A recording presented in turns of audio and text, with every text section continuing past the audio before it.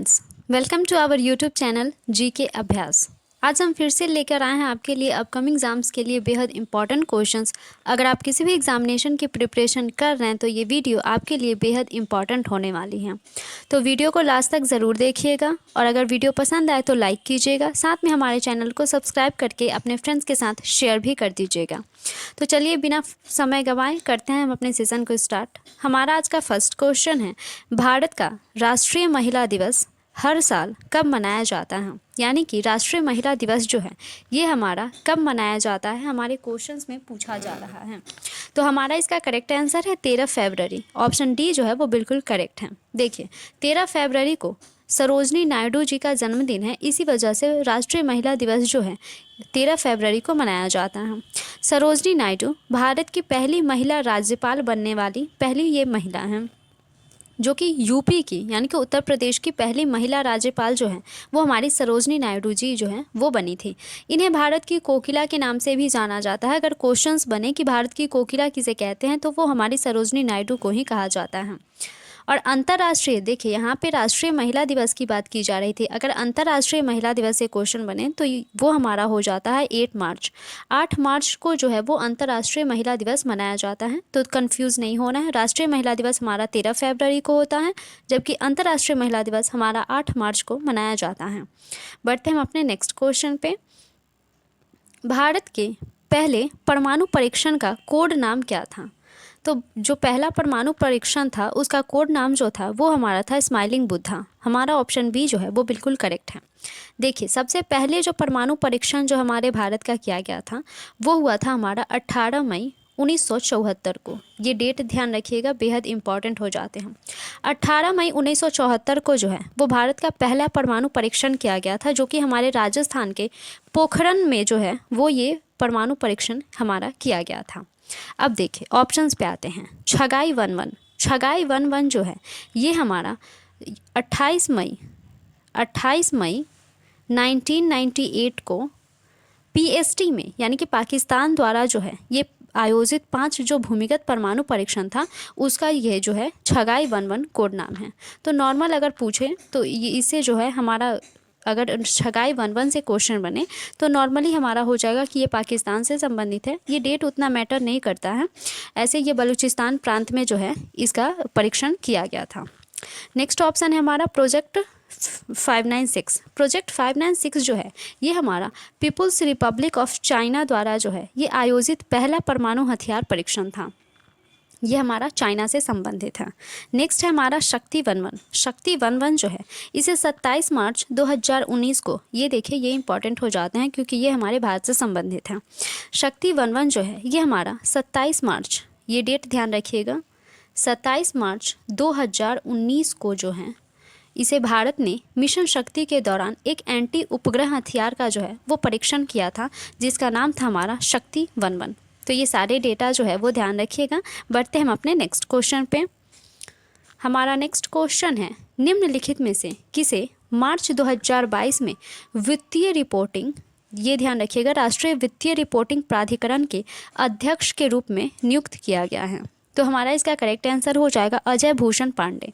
Option D जो है वो बिल्कुल करेक्ट है। अब देखिए, इन्हें जो है वो टोटल 3 साल के लिए इन्हें ये राष्ट्रीय वित्तीय रिपोर्टिंग प्राधिकरण का जो है वो अध्यक्ष बनाया गया है। दरअसल इससे पहले ये अजय भूषण पांडे जो है वो पूर्व वित्त सचिव भी रह चुके हैं हमारे। और ये UIDAI, ये ध्यान रखिएगा, ये वाला जो होता है ये हमारा आधार कार्ड वाला होता है।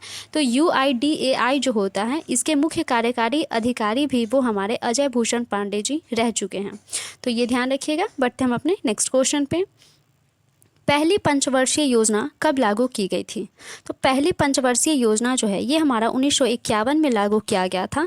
वो जब जवाहरलाल नेहरू का जो समय था उस समय जो है ये पंचवर्षीय योजना लागू की गई थी। देखिए, ये जो हमारा पहली पंचवर्षीय योजना थी ये हमारा हारोल्ड डोमर मॉडल पर जो है ये हमारा आधारित था। इसमें जो है कृषि क्षेत्र, बिजली और परिवहन जैसे इन सभी पर जो है वो फोकस किया गया था हमारे पहली पंचवर्षीय योजना में। सबसे पहले पंचवर्षीय योजना की अगर बात करें वर्ल्ड में तो ये हमारा सोवियत संघ में 1920 में लागू किया गया था, हमारे सोवियत संघ में। तो ये भी ध्यान रखिएगा। और भारत का जो है 1951 में लागू हुआ था, जो कि पहली पंचवर्षीय योजना थी। अब बात कर लेते हैं योजना आयोग। योजना आयोग, योजना आयोग की स्थापना जो है 1950 में ही की गई थी। इसकी स्थापना क्यों की गई थी? क्योंकि योजना आयोग जो है ये पंचवर्षीय योजना की देख रेख कर सके, इस वजह से इसकी स्थापना की गई थी। दरअसल इसका नाम जो है वर्तमान में 2015 में नरेंद्र मोदी जी के द्वारा जो है वो चेंज करके नीति आयोग कर दिया गया था। योजना आयोग का ही नाम 2015 में चेंज करके नीति आयोग किया गया था, ये ध्यान रखिएगा। इसकी स्थापना 1950 में हुई थी। अगर नीति आयोग का पूछे तो वो आपको 2015 टिक करना है। बढ़ते हम अपने नेक्स्ट को। हमारा नेक्स्ट क्वेश्चन है 4 जुलाई 2022 को एलोडा बॉक्सिंग कप के पहले संस्करण में महिलाओं के 81 किलोग्राम वर्ग में स्वर्ण पदक किसने जीता? तो हमारा इसका करेक्ट आंसर हो जाएगा अल्फिया पठान। अल्फिया पठान ने जो है वो एलोडा बॉक्सिंग कप के पहले संस्करण में 81 किलोग्राम वर्ग में स्वर्ण पदक जीता है। देखिए भारत ने इसमें जो है वो टोटल 14 पदक जीते हैं, जिसमें से हमारा 2 गोल्ड है, 2 रजत है और 10 जो है ये हमारा कांस्य पदक जीता है हमारे भारत ने। बढ़ते हम अपने नेक्स्ट क्वेश्चन पे। निम्नलिखित में से कौन इस्लाम की एक पवित्र पुस्तक है? तो इस्लाम की जो एक पवित्र पुस्तक है वो हमारा है द हदीस। हमारा ऑप्शन सी जो है वो बिल्कुल करेक्ट है। देखें ये जो है इस्लाम की एक पवित्र पुस्तक है। अगर इस्लाम धर्म में अगर इस्लाम की बात करें तो उसमें अगर ग्रंथ पूछा जाए कि इस्लाम का पवित्र ग्रंथ जो है वो कौन सा है, तो वो हमारा कुरान हो जाता है, ध्यान रखिएगा। बढ़ते हम ऑप्शंस पे।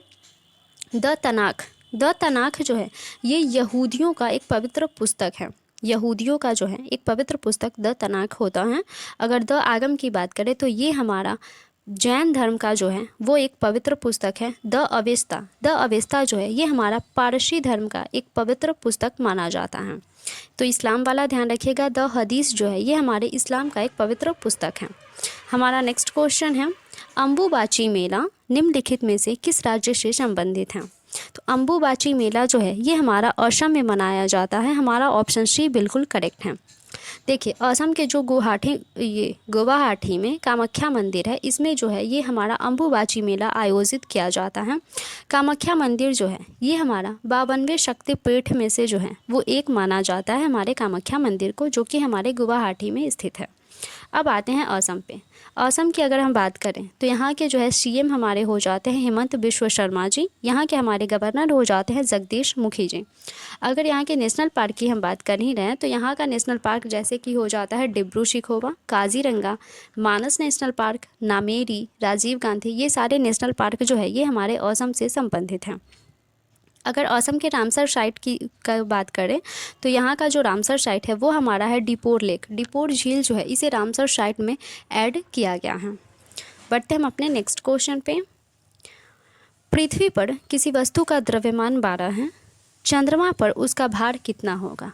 देखिए पृथ्वी पर अगर किसी वस्तु का द्रव्यमान 12 है तो चंद्रमा पर उसका भार कितना होगा, ये हमें कैलकुलेट करना है। तो इसे हम कैलकुलेट कैसे करेंगे? पहले तो हमें ये नॉर्मल बात पता है कि पृथ्वी का जो गुरुत्वाकर्षण होता है वो हमारे चंद्रमा पर 1/6 होता है। नॉर्मल सी बात है, हम सभी को पता है। तो देखें 12 इसका दिया ऑलरेडी, तो जी का मान कितना होता है 9.8 मीटर पर सेकेंड स्क्वायर। ये तो हम सभी को पता है कि जी का मान इतना होता है। अब देखें जब जी का मान इतना होगा तो चंद्रमा पे तो बाई में 6 आता है ना, 1/6, तो इतना हो गया। अब यहाँ पे द्रव्यमान जो है ये हमारा 12 दिया, तो W बराबर mg होता है, नॉर्मल सी बात है। तो ये हमारा हो जाएगा 12 इंटू 9.8/6, ये गया हमारा। इसका करेक्ट आंसर कितना हो जाएगा 19.6 न्यूटन। हमारा ऑप्शन ए जो है वो बिल्कुल करेक्ट है। देख लीजिए ये जो है नॉर्मल सा क्वेश्चंस था, इसमें ज़्यादा दिमाग लगाने की ज़रूरत थी नहीं। नॉर्मल सा हमारा द्रव्यमान दिया गया था और चंद्रमा पे उसका भार पूछा गया था। जी का मान इतना होता हमें पहले से पता है, चंद्रमा पे 1/6 इसका मान होता है और यहाँ पे हमारा द्रव्यमान 12 दिया ही हुआ था। तो हमारा इसका करेक्ट आंसर हो गया 19.6 न्यूटन। तो ये देख लीजिएगा एक बार से। बढ़ते हम अपने नेक्स्ट क्वेश्चन पे। सागा दाव त्यौहार निम्नलिखित में से किस राज्य का सबसे महत्वपूर्ण त्यौहार है? तो हमारा इसका करेक्ट आंसर हो जाएगा सिक्किम। सिक्किम का एक महत्वपूर्ण त्यौहार हमारा सागा दाव त्यौहार हो जाता है। अगर सागा दाव त्यौहार के बारे अगर इसके अलावा अगर वहाँ की सिक्किम की बात करें तो वहाँ पे जैसे हमारा हो जाता है लोसांग फेस्टिवल, ये भी हमारा बेहद इम्पॉर्टेंट हो जाता है। तिहार हो गया, बुमचू हो गया, लहाब डंचियन हो गया, ये सारे फेस्टिवल जो है ये हमारे सिक्किम से संबंधित हैं। सिक्किम की अगर बात कर ही रहे हैं तो ये हमारे जो है वो कंचनजंगा जो है वो भारत की सबसे ऊंची चोटी है, ये हमारे सिक्किम में ही स्थित है। सिक्किम की स्थापना जो है ये हमारा 26 अप्रैल 1975 में की गई थी, जो कि हमारा 36वां संविधान संशोधन 1975 था। 36वां संविधान संशोधन 1975 के द्वारा जो है ये हमारे सिक्किम की स्थापना की गई थी। अगर यहाँ के दर्रे की हम बात करें तो सिक्किम में जो है जैसे कि नाथुला दर्रा हो गया, जिलेपला दर्रा हो गया, ये दोनों दर्रा जो है ये हमारे सिक्किम से बेहद इंपॉर्टेंट हो जाते हैं। सिक्किम के अगर झील देखें तो यहाँ पे एक तशोमो झील है और एक चोलमू झील है। तो ये दोनों झील जो है ये हमारे सिक्किम के पर्पज़ से बेहद इंपॉर्टेंट हो जाते हैं। तो ये सारे जो है डेटा ध्यान रखिएगा। बढ़ते हम अपने लास्ट क्वेश्चन पे। किसी एक डीएनए में से आरएनए पर आनुवांशिक जानकारी की प्रतिलिपि बनाने की प्रक्रिया को क्या कहते हैं? तो हमारा इसका करेक्ट आंसर हो जाएगा अनुलेखन। देखिए, एक डीएनए से अगर आरएनए पर आनुवांशिक जानकारी की प्रतिलिपि अगर बनाई जाती है तो इस प्रक्रिया को हम अनुलेखन कहते हैं। तो ये ध्यान रखिएगा।